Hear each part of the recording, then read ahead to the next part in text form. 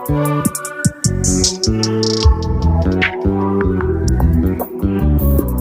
Friends, आज मैं आपको पढ़ाने जा रहा हूँ एक ऐसा मेथड जो आपकी कैलकुलेशन को काफ़ी बूस्ट करेगा। जब हम छोटी क्लास में होते हैं तो हमारी जो कैलकुलेशन होती है काफ़ी इजी होती है, पर जैसे ही हम कंपटीशन के लेवल पे पहुँचते हैं तो ये काफ़ी हार्ड हो जाती है और कहीं ना कहीं हमारे सिलेक्शन को रोकती भी।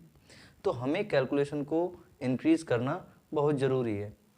और ये कैसे होगी, तो इसके लिए मैंने एक मेथड ढूंढा है जिससे हमारी कैलकुलेशन काफ़ी फास्ट हो जाएगी और बहुत ही इजी मेथड से। तो इस वीडियो में मैं एकदम जीरो से लेकर चलूँगा ताकि हर बच्चे को जोड़, घटाना, गुणा, भाग जैसे कॉन्सेप्ट बहुत ही अच्छे से क्लियर हो जाए और कंपटीशन लेवल का जो जोड़, घटाना, गुणा, भाग होता है वो बहुत ही अच्छे से कर सके। तो मैं जो बात कर रहा हूँ वो मैं बात कर रहा हूँ डिजिटल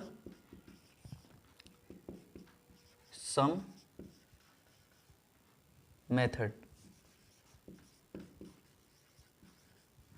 डिजिटल सम मेथड की बात कर रहा हूं मैं। डिजिटल सम का मतलब होता है, डिजिटल का मतलब डिजिट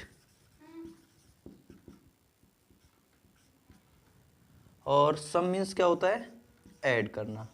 मतलब किसी भी संख्या के डिजिट को ऐड करना क्या कहलाता है, डिजिटल सम कहलाता है। मैं यहां पर इसकी डेफिनेशन लिख दे रहा हूं। किसी भी संख्या के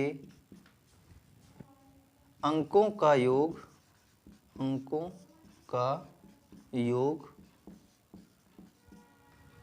डिजिटल सम कहलाता है।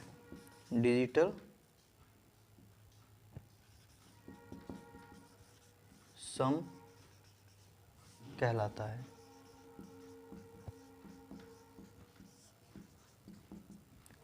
एग्जाम्पल देता हूं मैं आपके लिए। जैसे कि मैंने लिख दिया 2 और 5, तो मैंने कहा इसका डीएस निकालिए, इसका डिजिटल सम निकालिए, तो वो क्या हो जाएगा 7। अगर मैं लिख देता हूँ 35, तो इसका डिजिटल सम कितना हो जाएगा 8। अगर मैं लिख देता हूँ 3 + 6, तो इसका डिजिटल सम कितना हो जाएगा 9। और अगर मैं लिख देता हूँ 3 + 4 5, ये तो इसका डीएस कितना हो जाएगा 3 4 5, ये कितना हो गया 12, और 12 का डीएस कितना हो जाएगा 3। तो इस संख्या का डीएस कितना आ गया 3 आ गया। तो ये होता है आपका डिजिटल सम। ये कोई ट्रिक नहीं है, ये एक मेथड है, ये एक कॉन्सेप्ट है। तो ये आपको पूरी तरीके से आना चाहिए, तो इसलिए वीडियो को पूरा देखना बहुत ज़रूरी है। ठीक है, चलिए वीडियो शुरू करते हैं। तो आपके समझ में आ गया होगा कि डिजिटल सम क्या है। इसकी एक डेफिनेशन और होती है, वो क्या होती है कि अगर हम किसी संख्या को 9 से भाग देते हैं तो जो रिमाइंडर बचता है वो क्या होता है, वो संख्या का योग होता है। आपको ऐसे समझ में नहीं आएगा, ये मैं आपको एक एग्जाम्पल से समझाता हूँ। मैंने एक एग्जाम्पल ले लिया, ये मैंने ले लिया, तो मैं कहूँगा कि भाई इसका डीएस बताइए, तो इसका डीएस आप बता देंगे 3 2 और 3 5, 5 और 6 कितना हो जाएगा 11। कितना हो गया 11, और ये किसके बराबर है 1 + 1 बराबर किसके हो जाएगा 2 के। अब मैं कहूँ कि अगर हम 236 को 9 से भाग करें तो रिमाइंडर क्या बचेगा, तो शेषफल क्या बचेगा। तो आप क्या बताएंगे, कितना बचेगा शेषफल 2 बचेगा। कैसे देख लेते हैं। अगर हम इसको 9 से डिवाइड कर रहे हैं, 9 1 जा 9, 9 2 जा 18, बचेगा कितना 5, 56 हो जाएगा। 9 6 जा 54, 54, 9 6 जा 54, तो रिमाइंडर कितना बच रहा है 56 में से 54 जाएगा तो बचेगा कितना 2। तो यहाँ पर हमने देखा कि जो नंबरों के डिजिट का सम है वो कितना आया था 2, और जो हमने संख्या को 9 से डिवाइड किया तो भी हमारे पास में रिमाइंडर कितना बच रहा है 2। तो यहाँ पर हमने दो चीज़ें सीखी। क्या, पहला तो कि अगर हम संख्याओं को जोड़ते हैं और उसको अगर हम यूनिट डिजिट बना देते हैं तो वो कितना आता है, वो क्या आ जाता है डिजिटल सम आ जाता है। ठीक है ना। और अगर हम उसी संख्या को 9 से डिवाइड करते हैं, उसी संख्या को अगर हम 9 से डिवाइड करते हैं तो वो क्या आता है, जो रिमाइंडर बचता है वो भी क्या होता है, संख्या का योग होता है। तो अगर आपसे एग्जाम में कभी भी पूछ दे कि कोई भी संख्या को अगर हम 9 से डिवाइड करें तो उसका रिमाइंडर कितना होगा, तो उसमें हमें ये नहीं करना है कि 9 से बैठ के डिवाइड कर रहे हैं, उसको हमें क्या करना है, जो भी संख्या है उनको जोड़ के उनका डिजिटल सम निकाल देना। नेक्स्ट हमारा इंपॉर्टेंट पॉइंट क्या है, जब हम किसी संख्या में 9 जोड़ते हैं तो उस संख्या के अंकों का योग सेम ही रहता है। इसका मतलब क्या है, मैं आपको एक एग्जांपल से समझाता हूँ। मान लीजिए हमने 9 में 1 जोड़ा तो ये कितना हो गया 10, और 10 का डीएस कितना होगा 1। 9 + 2 करते हैं तो कितना हो जाएगा 11, और इसका डीएस कितना हो जाएगा 2। 9 + 3 करते हैं तो ये हो जाएगा 12, और इसका डीएस कितना हो जाएगा 3। 9 + 4 करते हैं तो ये कितना हो जाएगा 13, और 13 का डीएस कितना हो जाएगा 4।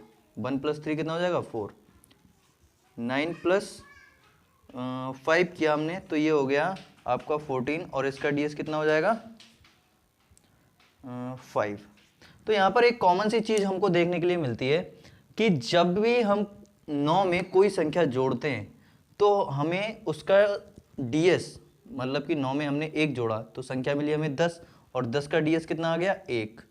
9 में हमने 2 जोड़ा तो ये हो गया 11, 11 का डीएस कितना आ गया 2। 9 में 3 जोड़ा 12 हुआ, 12 का डीएस कितना आ गया 3। सेम ऐसे यहाँ पर ये चलता रहा। तो हमने क्या देखा कि 9 में हमने 1 जोड़ा तो इसका डीएस कितना आया 1। 9 में हमने 2 जोड़ा तो इसका डीएस कितना आया 2। 9 में हमने 3 जोड़ा तो कितना आया 3। 9 में हमने 4 जोड़ा तो डीएस कितना आया 4। 9 में हमने 5 जोड़ा तो डीएस कितना आया 5। तो हमने क्या देखा, 9 में कुछ भी जोड़ते हैं हम, 9 में हम कुछ भी जोड़ते हैं तो डीएस क्या आएगा, उसी वही संख्या का योग आ जाएगा। समझ में आ रहा है ना। तो इस 9 को हम 0 की तरह भी ट्रीट कर सकते हैं। समझ में आ गया ना। अगर हमने कोई भी संख्या ले ली, मान लिया कि हमने कोई भी संख्या ले ली, उसमें जैसे हम एग्जांपल ले दे रहे हैं आपके लिए, यहाँ पर 35 में हमने 9 जोड़ दिया तो इसका डीएस कितना होगा भाई, इसका डीएस नॉर्मल सी बात है, इससे कोई मतलब नहीं है आपको, आपको देखते ही क्या बताना है, इसका डीएस होगा 8। आ रहा है समझ में। तो अब मैं इसके कुछ एग्जाम्पल ले लेता हूँ तो आपके लिए और बढ़िया से समझ में आ जाएगा। और यहाँ से एक पॉइंट हमारे पास में निकल के आता है, किसी भी संख्या में, किसी भी संख्या में 9 दिखे, 9 दिखे तो उसे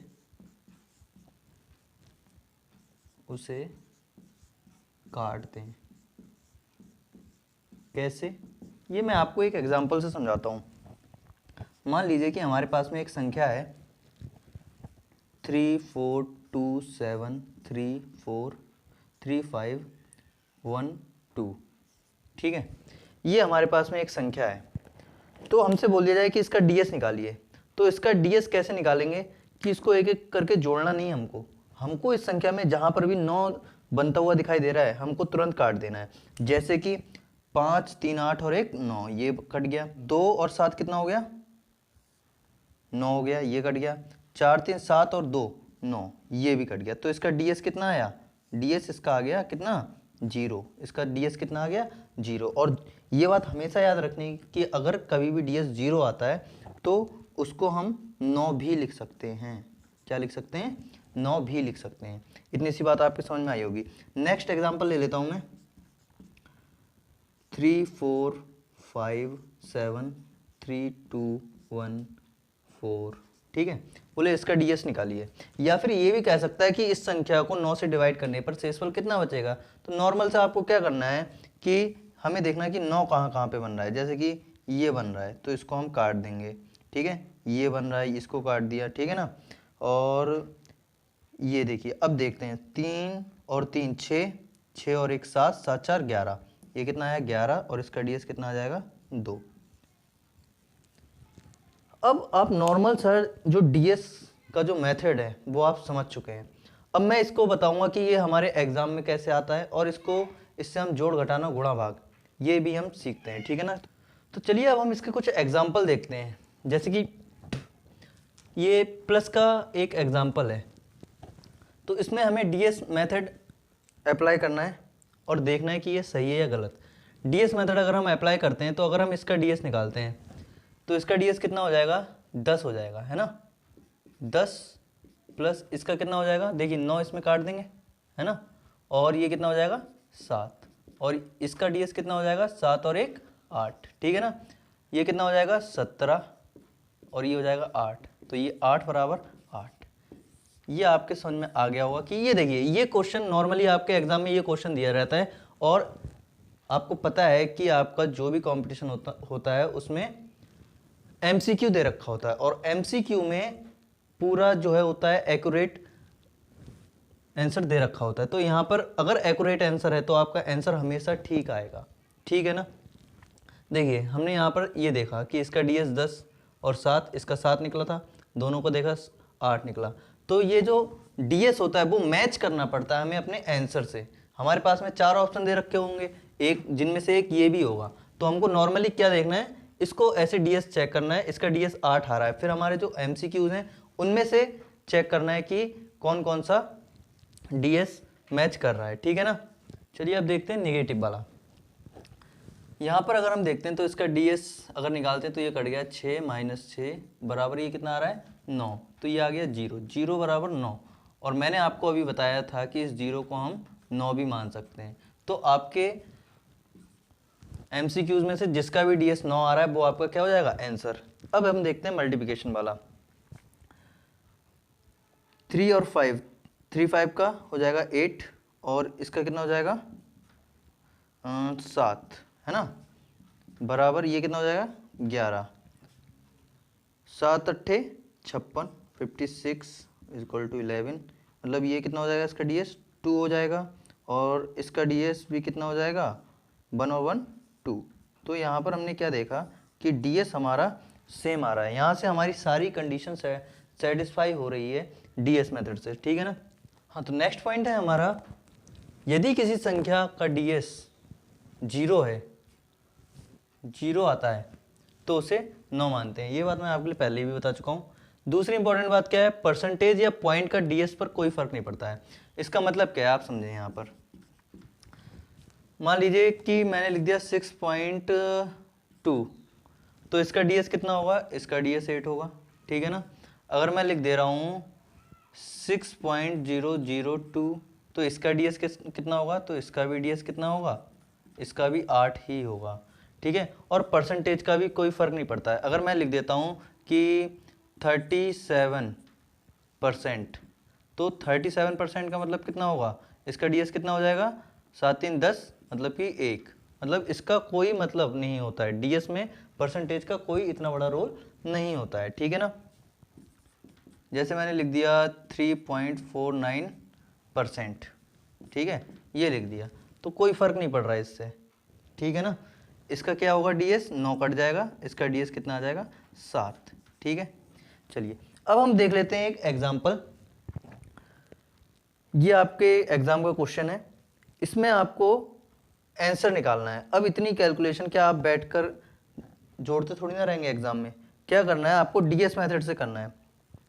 ds मेथड से मैंने आपके लिए करना बताया है, हमको जहाँ भी 9 दिखे हमको वो काट देना है। जैसे कि यहाँ पर 6 और 3 दिख रहा है, 9 हो गया, 7 2 9 हो गया, इसका 8 हो गया, प्लस 7 2 9, ये कट गया, ये कट गया, तो ये 5 3 कितना हो गया 8, ये कट गया, 7 दूनी 14 और 4 18, प्लस 18 हो गया, 18 मतलब ये मतलब कि 9 हो गया, तो 8 8 16, यहाँ पर ये माइनस होगा, माइनस, तो ये कितना हो जाएगा 8 दूनी 16 माइनस 9, 9 का मतलब हम क्या लिख सकते हैं 0, तो ये इसका ds कितना आ गया 7। तो अब देखते हैं अपने ऑप्शन क्या क्या है।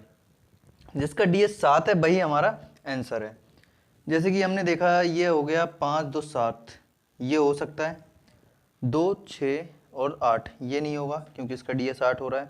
यहाँ पे ये काटा, इसका ds 4 आ रहा है, तो ये भी नहीं होगा। इसका ds 3 आ रहा है, तो ये भी नहीं होगा। तो हमारा आंसर कौन सा हो जाएगा, पहला वाला। तो ds मेथड से हम ऐसे अपनी कैलकुलेशन को आसान कर सकते हैं। तो ds मेथड आपके समझ में आ गया होगा, और ये ds मेथड अभी यहाँ पर ख़त्म नहीं हुआ, अभी इसमें काफ़ी कुछ बाकी है जो आपकी कैलकुलेशन को और भी बूस्ट करेगा। इसमें 9 के मल्टीपल का कैसे फ़ायदा, और ये जो हमारे लिए ऑप्शंस दे रखे होते हैं इनसे हम कैसे फ़ायदा देख सकते हैं। तो नेक्स्ट वीडियो पर आप ज़रूर जाएं और उसको देखें। यहाँ पर आई बटन है, इस पर क्लिक करके आप नेक्स्ट वीडियो देख सकते हैं। ठीक है, जय हिंद।